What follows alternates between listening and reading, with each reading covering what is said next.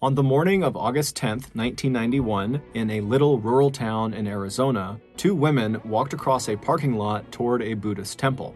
They were there to prepare a meal for the monks who lived inside. As they walked, the women noticed that none of the monks were outside meditating or gardening, which was strange. And when they reached the front door, not only was it locked, which was strange, there was also this huge puddle of water forming in front of it, which they just couldn't understand. The women sensed something was off, but they shrugged and left the front door and found an open door on the side of the building and went inside. Minutes later, those women would come running back outside, hysterical, screaming for help. This story includes graphic descriptions of violence. As such, listener discretion is advised. But before we get into today's story, if you're a fan of the strange, dark, and mysterious delivered in story format, then you come to the right podcast because that's all we do, and we upload twice a week, once on Monday and once on Thursday. So, if that's of interest to you, please make toast at the 5-star review button's house, but scrape all of your excess butter with all the crumbs in it back into their butter container. Also, please subscribe to the MrBallen podcast wherever you listen to podcasts so you don't miss any of our weekly uploads. Okay, let's get into today's story.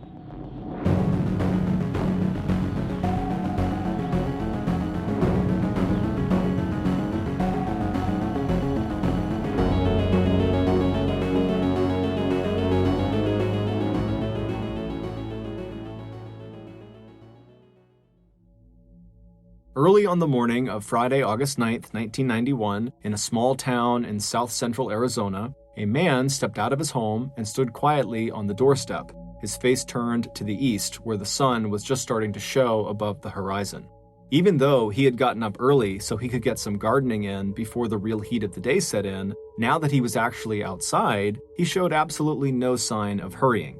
His unlined face and dark eyes were serene as he watched the first rays of light spreading over the desert that bordered one side of the property where he lived and the cotton fields that bordered the other side. Once the sun was up, the man stood with his eyes closed, still as a statue, for several more minutes, taking in the sounds of the world waking up around him. He could hear the hum of insects, along with birds cooing and scratching in the dirt for seeds. He was also aware of the steady rhythm of his own breathing and the movement of a very slight breeze through the branches of the nearby cottonwood trees he had planted 2 years ago. For 36-year-old Buddhist monk Parush Kanthong, these early morning hours that he could spend alone in his garden were often the most peaceful and reflective part of his day. Now, opening his eyes, Parush turned his attention to the narrow path along the side of the single-story white stucco building with the red roof that he and 5 other monks called home. When Parush had first arrived in Arizona from his native Thailand 8 years ago, he had led a small Buddhist community in the state capital of Phoenix. But back in 1985, after the community had scraped together enough money to buy these 5 acres of rural farmland located 20 miles west of Phoenix, Parush had worked tirelessly to collect the money that allowed them to build this modest temple, which was called Wat Pram Kunaram. Since opening its doors 2 years ago, the temple had become an important site of worship for the 1,300 members of Arizona's scattered Thai Buddhist community. And as the abbot of the temple, an abbot is the leader of a monastery, Parush oversaw not only the services, classes, and festivals that the temple offered its worshippers, but he also oversaw the training and education of the 5 monks and 3 novices and temple helpers who currently lived there.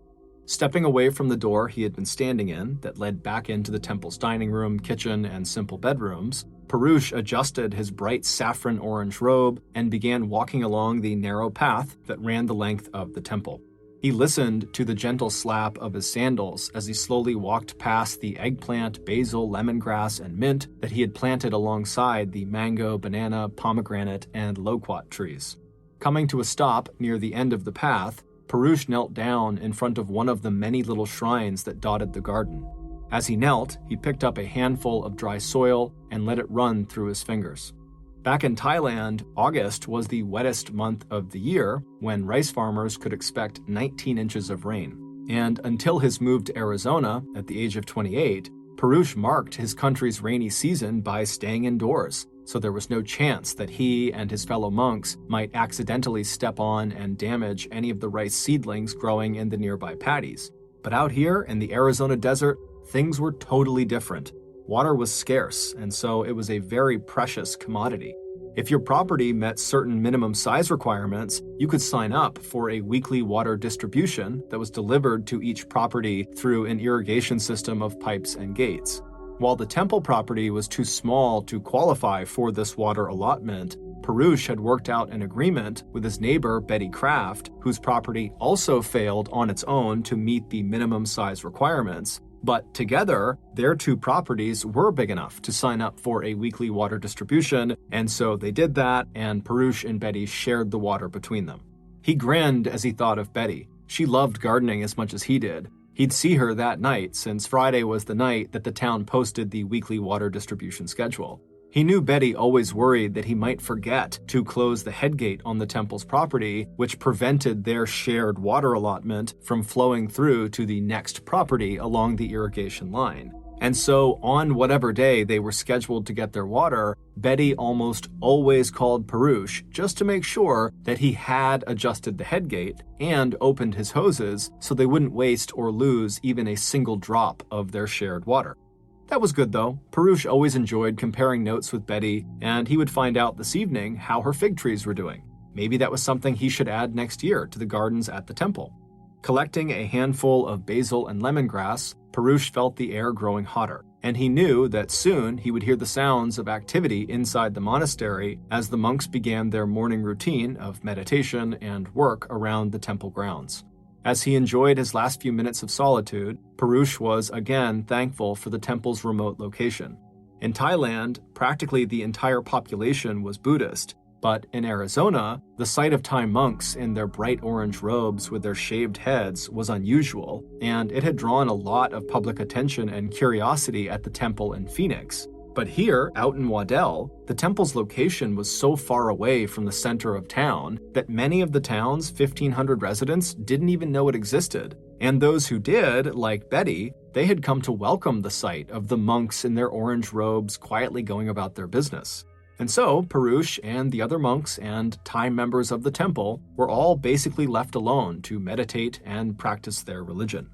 At the core of their religion, Buddhism, is the belief that human life is one of suffering, and the only way to achieve enlightenment, or nirvana, is through meditation, spiritual and physical labor, and good behavior. Buddhists also believe in reincarnation, that you are reborn again and again after death until you reach that final state of enlightenment and you are released from suffering.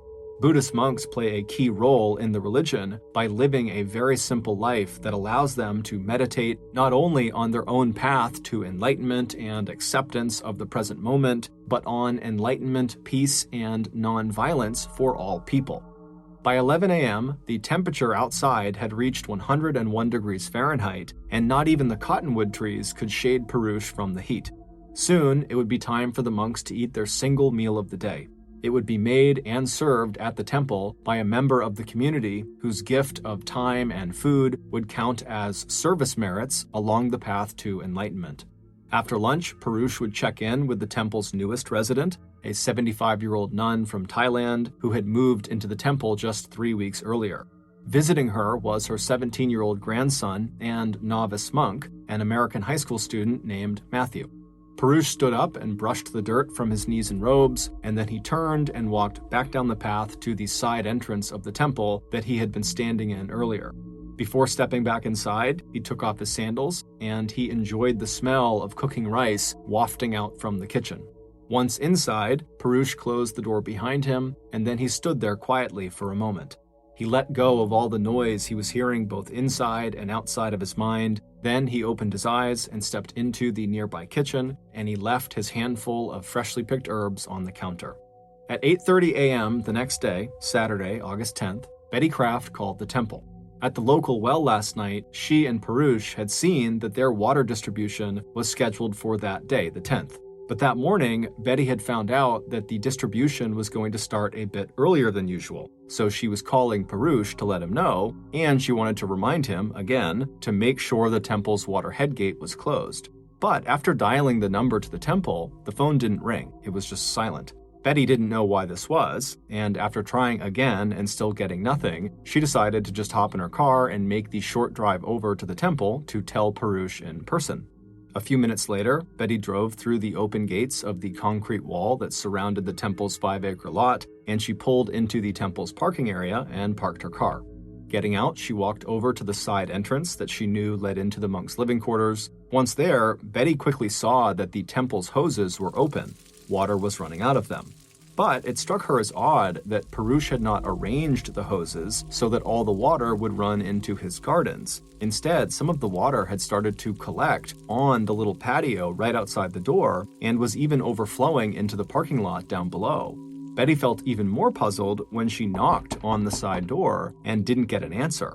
The same thing happened when she walked around to the front entrance that led directly into the large square temple sanctuary where the monks conducted services. Not only did no one answer either door, but everything inside the building seemed unusually quiet. But not wanting to enter the monk's space without an invitation, and checking once more that the grounds were empty, Betty shrugged her shoulders. At least she knew that the temple's hoses were on and the head gate was closed. So she jumped back into her car and returned to her own property. 2 hours later, at 10:40 a.m., another car drove through the open gates of the temple into the front parking lot. Inside the car were 2 Thai women who were friends and who were both members of the temple. They were there to make the monks' Saturday meal. When the car came to a stop, the 2 women looked around and noticed something strange. There was not a single person outside working in the vegetable gardens or walking on the meditation paths. The women figured there must be a reason for this, so they just got out and headed for the front door of the temple. But before they could reach the door, they had to walk around this large puddle of water that had formed in front of the temple from all of the water pouring out of the open hoses. The women wondered why the hoses had not been adjusted to aim in other directions, but ultimately they ignored the growing puddle, and one of the women reached out and grabbed the front door handle, but when she pulled it, she saw it was locked.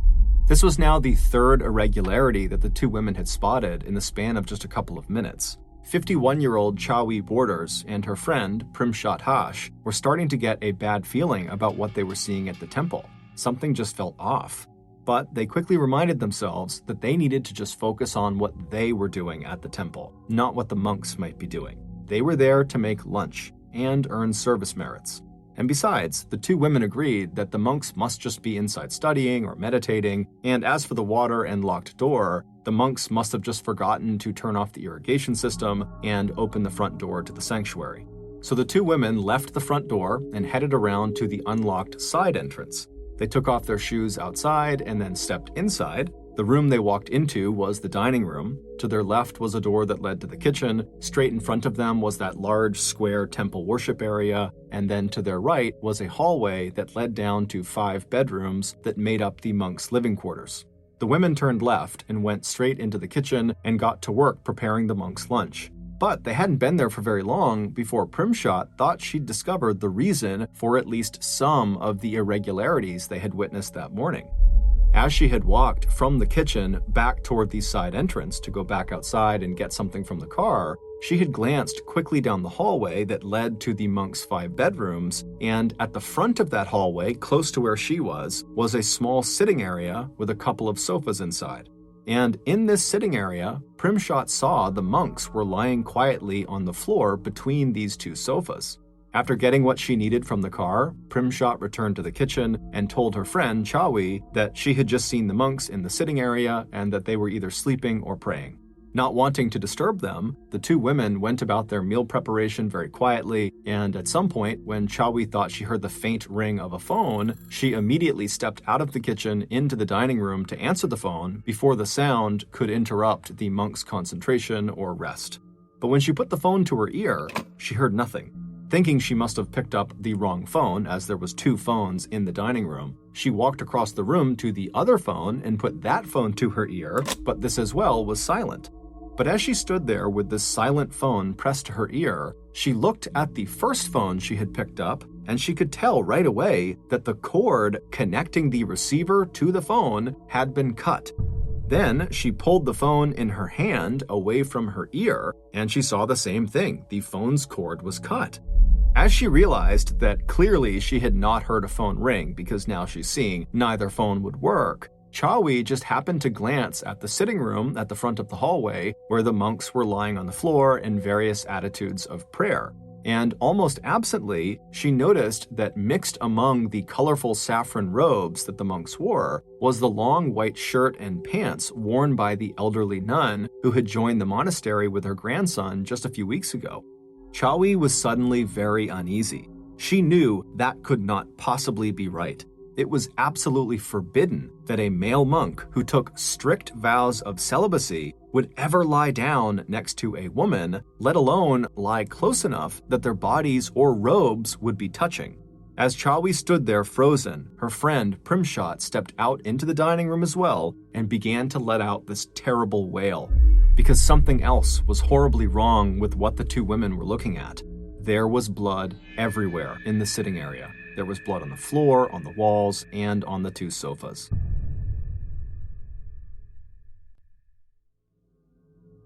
It was 11:09 a.m. that Saturday morning when the emergency call came in to the dispatcher at the Maricopa County Sheriff's Department. Chawi and Primshot, who were totally hysterical, had run barefoot to the house of a neighbor who had called 911. By 11:21 a.m., the first law enforcement officer had skidded to a stop in the temple parking lot, and 3 minutes later, 4 more officers had arrived. By 11:45 a.m., the perimeter of the temple grounds had been marked off with yellow crime scene tape, and the parking lot was full of police and medical personnel. And the news had already spread like wildfire through the Buddhist community and among local, state, and national media. It was also making headlines back in Thailand, because the temple was now the site of the worst mass murder in Arizona history. Inside that small sitting room, police had found 9 people, every single inhabitant of the temple, including the abbot, Purush, all of them dead. Physical evidence at the scene did not paint a complete picture, but it did allow police to establish a few theories about what happened. There had been at least 2 killers. On the carpet near the victims were 17 .22 caliber casings and 3 spent shotgun shells. A nearby storage room had been sprayed with a fire extinguisher, and in the foam on the floor, police counted 2 different size sets of footprints made by people wearing combat-style boots. These small monastic cubicles where the monks slept had been ransacked and vandalized. The sleeping mats had been pulled off of the wooden bed frames, and what little furniture there was had been broken and knocked to the ground. Police were also able to determine that the killers had found the temple safe, but they had not been able to open it. What puzzled investigators was the fact that the temple's worship area, which was that large square room not far from the sitting area where the bodies had been found, appeared to be untouched, despite the fact that in the worship area, right near the altar, was a visible money tree with at least 20 bills still clipped to the branches. So if this had been a robbery, why didn't the robbers take those bills? Whoever had committed the crime had also left another clue behind. Overlaying the stench of clotting blood, spent ammunition, and human flesh that had already begun to decompose, there was also the smell of something else that was completely out of place in a Buddhist monastery, the stale but strong scent of cigarette smoke. Even as the first responders to the crime scene went about their grisly work of photographing the dead and collecting evidence, the sheriff of Maricopa County, 55-year-old Tom Agnos, knew his department was in way over its head trying to deal with a mass murder. So he immediately began the process of pulling together a multi-agency task force to help investigate the crime, process the crime scene, and collect and analyze any forensic evidence. But before the police could even write up their preliminary crime scene report, and just hours after the bodies had been discovered, along with the media, hundreds of members of the Asian community in and around Phoenix were gathering outside the temple wall. In the 101-degree Fahrenheit heat, reporters had already begun to broadcast and air interviews, putting forward wildly different and competing theories about possible motives for the killings. Some reports speculated that the murders were a robbery or a hate crime directed at the Asian and Buddhist communities. Others speculated that the killings were gang-related or drug-related, that maybe the temple itself or some of the monks or temple residents had direct connections to the growing trade in heroin coming out of Thailand into the United States. Meanwhile, based on their discussions with Betty Kraft, who had met with Perush at the local well in Waddell at 9:30 p.m. on the night of August 9th, along with findings from the medical examiner's office, the investigators were able to narrow down the time of the murders to between 2 and 4 a.m. on the morning of August 10th. But despite all the evidence of violence and destruction left at the crime scene, by August 12th, 2 days after the mass murder, the best lead that investigators had was just a report of a red SUV, a Ford Bronco with a white stripe, that had been seen by several different witnesses driving away from the area where the temple was located around the time that the murders were likely to have been committed. Over the next few weeks, more than 60 law enforcement personnel would follow up on more than 500 leads, including that report of the red Ford Bronco, but none of those leads would pan out.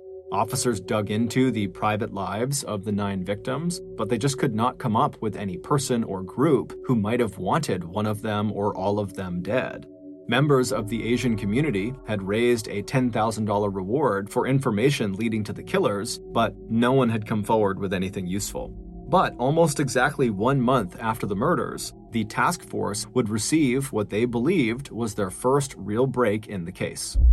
On Monday, September 10th, police in Tucson, Arizona, called the Special Task Force headquarters in Phoenix, saying they had just gotten a tip related to the mass murder. The tip had come in that morning from a 24-year-old patient at the Tucson Psychiatric Institute who had checked himself into the facility after attempting suicide.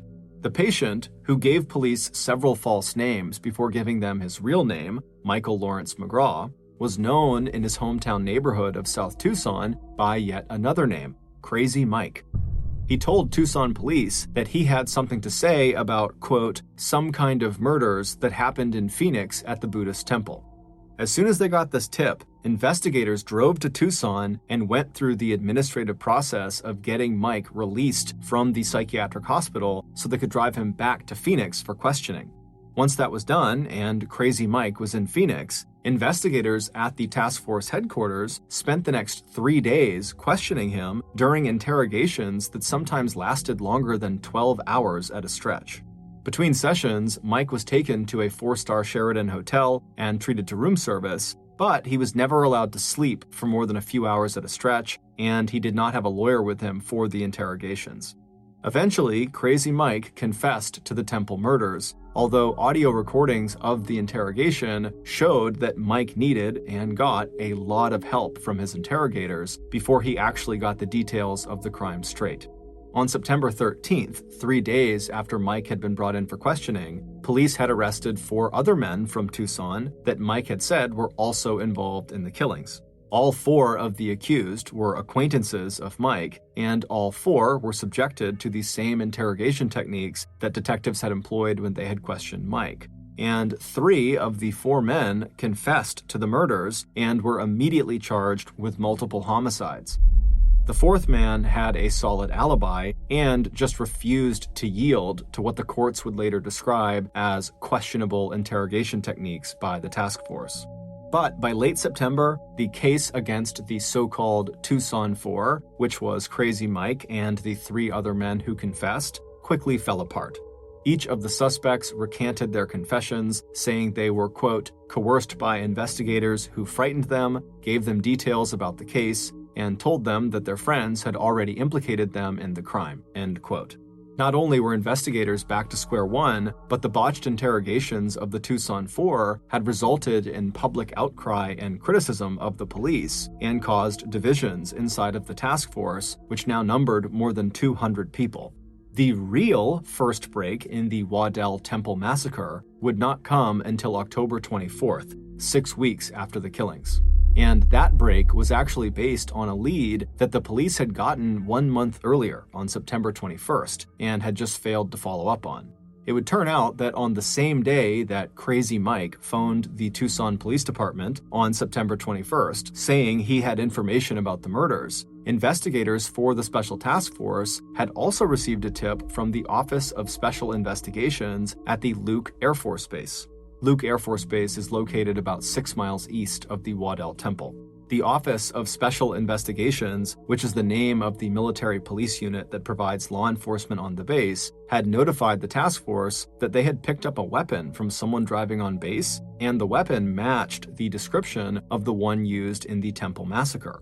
But in all the excitement of getting the phone tip from Crazy Mike at the psychiatric hospital and having a real live suspect to interrogate, task force detectives did not send this weapon in for testing. Instead, after picking the weapon up from Luke Air Force Base, one of the sergeants on the task force literally put the weapon behind a door in a corner of his office, and then he forgot about it until 4 weeks later when the case against the Tucson Four started to implode. At that point, with the task force scrambling for new leads, the sergeant remembered the weapon and they would send it off for testing at the Arizona State Crime Lab. The results of that test came back 4 days later on October 24th, and 2 days after that, on October 26th, investigators arrested 2 people in connection with the mass murder. And the story that these 2 people would tell police left even the most hardened detectives feeling shocked and repulsed. Based on the testimony of these 2 individuals, here is a reconstruction of what really happened in the early morning hours of Saturday, August 10th, inside the Waddell Temple. The last communication between the residents of the Waddell Temple and the outside world happened at about 11 p.m. on the night of Friday, August 9th. Perush, the abbot of the temple, had already come back from his meeting at the local well with neighbor Betty Kraft. Other monks had also returned to the temple after performing a blessing ceremony at the house of one of the temple members earlier that evening. At 11, one of the monks telephoned the woman who had prepared that day's noontime meal, asking if she would like to return to the temple the next day, Saturday, an offer she later told police she had declined. After 11 p.m., finished with their daily routine of meditation, prayer, work, and teaching, 4 of the temple's residents made their way to the small sitting room to talk and watch TV. The temple's gentle 75-year-old nun, who had spent most of her life in Thailand doing the back-breaking work of planting and harvesting rice, had made her way to her tiny sleeping quarters, less a bedroom than a closet, that had just enough space inside for a simple sleeping mat, but which gave her the required physical separation from the monks. But just as the evening was coming to a close for the residents of the temple, the night was just getting started for 2 local teenage boys, one 16 years old and one 17 years old. This was a night, in fact, that had been a long time in the making. 3 months earlier, one of the teens' brothers had told them that the Waddell Temple was full of riches like golden Buddha statues and a safe full of money. And this brother would know because he had actually spent 6 weeks that summer living in the temple as a novice monk. And so the 16-year-old and the 17-year-old became obsessed with this temple and these riches. But as they thought more and more about robbing the temple, they realized they weren't just interested in the money. They were also interested in treating this robbery like it was a full-scale military operation. And they both agreed that for this military operation to be successful, they would have to pull it off without leaving any witnesses. So back in June of 1991, while Perush and his fellow monks were out in the temple gardens just starting to plant melons, basil, corn, and sweet potatoes, the 2 teens started preparing for their robbery/war game. Both of the boys had fathers who worked at the nearby Luke Air Force Base, so the boys went to the base store and over a period of time bought the gear they needed. Boots, camouflage hats, scarves, military belts and goggles, battle harnesses, and military knives and flashlights. Getting the weapons wasn't hard either. The 16-year-old boy had access to his father's 20-gauge pump-action shotgun that he loaded up with birdshot. When you fire birdshot, it's like firing a cluster of small metal BBs all at once. And the 17-year-old would borrow a .22 caliber rifle from an unsuspecting acquaintance. By late summer, after weeks of talk and planning, the 2 teen boys had settled on a date. They'd arrive at the temple late on the night of Friday, August 9th, when they knew all the monks would be inside the temple. So just before midnight on that Friday night, the 2 boys, dressed in their full military outfits and driving an older model Mustang, turned off the car headlights as they rolled through the open gates of the temple and parked the car in the far corner of the parking lot.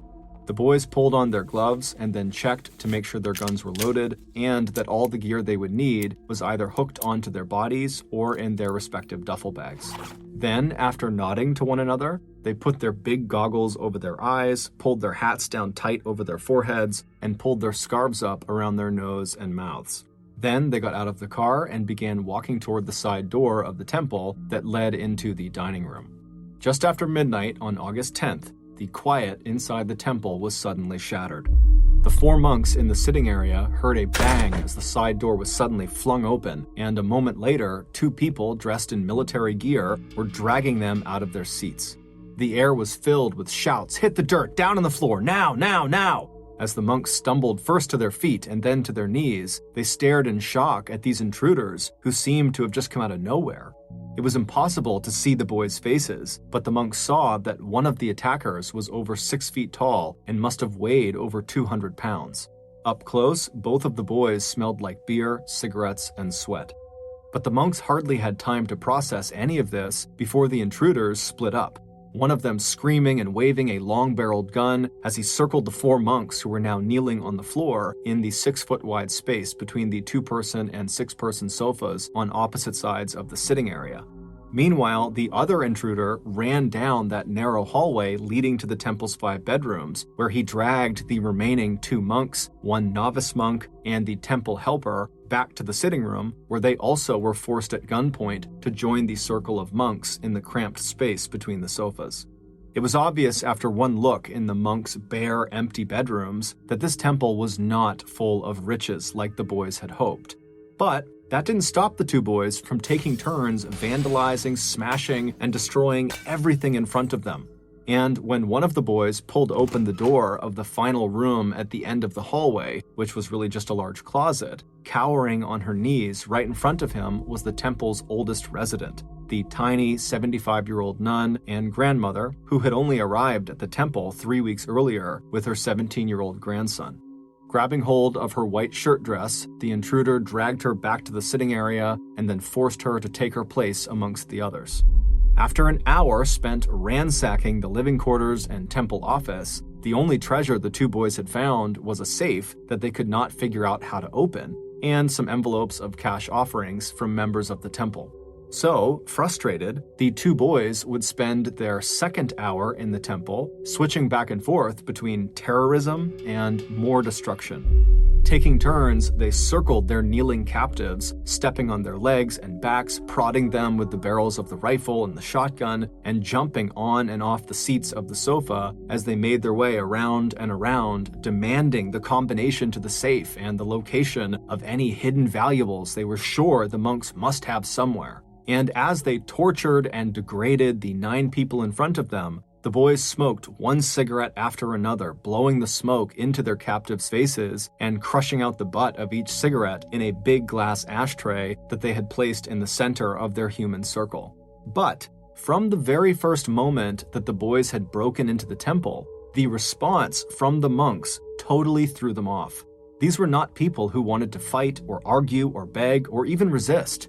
Instead, the more violent and threatening the boys became, the less of a reaction they got from their victims.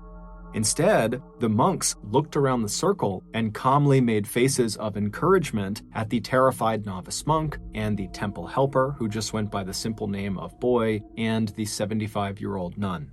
At some point, Perush laced his fingers together in prayer and began to chant. The other 5 monks, who, like him, had spent years learning to accept, without question or resistance, every moment and circumstance in their lives, joined him. In Buddhism, one of the greatest meditations of all is the meditation on the inevitability of death. And as Perush looked from face to face around the circle, he wanted each one of them to know that however and whenever death came, it would bring the gift of rebirth and enlightenment. So even as the intruders physically and verbally assaulted them, trying to get them to not only give up the code to the safe, but to react to their captors with fear, Perush and the other monks just continued to mentally withdraw into the calm space of their meditation and prayer. And their strength appeared to give the other non-monks the resolve they needed to relax and be calm as well. And before long, the 17-year-old novice monk, the temple worker they called boy, and the 75-year-old nun had all bowed their heads as well and closed their eyes. And so by the time the bigger of the two boys finally lifted the barrel of his shotgun and fired 4 rounds into the circle of kneeling figures, blowing off kneecaps and fingers and sending birdshot into the soft skin of necks and faces, his victims had already left the world of flesh and blood behind. As the victims silently absorbed the blasts from the shotgun, the second intruder walked up behind one of the victims, he raised his rifle, and he fired 2 shots into the back of their head. As the victims slumped forward with their hands still laced together in front of their chest in prayer, the other 8 victims didn't make a sound. They just continued to pray and meditate, knowing they were next. For the next several minutes, the second attacker slowly made his way around the circle, systematically putting at least 2 rounds into the back of each of the victims' skulls. After making sure that all 9 people inside the temple were dead, the 2 intruders packed up the money and personal items they had stolen from the temple and headed back out the side door. They ran back to their car, pulling the scarves down from their sweat-soaked faces, and began gulping in the hot, dry, and clean desert air. And then they drove out through the open gates of the Buddhist temple and back into their everyday normal lives. Except that 12 days later, on August 21st, military police on Luke Air Force Base found a .22 caliber rifle in the trunk of a car they had pulled over for suspicious activity. The rifle belonged to the driver, who had just recently loaned the weapon to the passenger with him in the car, a 17-year-old teenager named Jonathan Duty.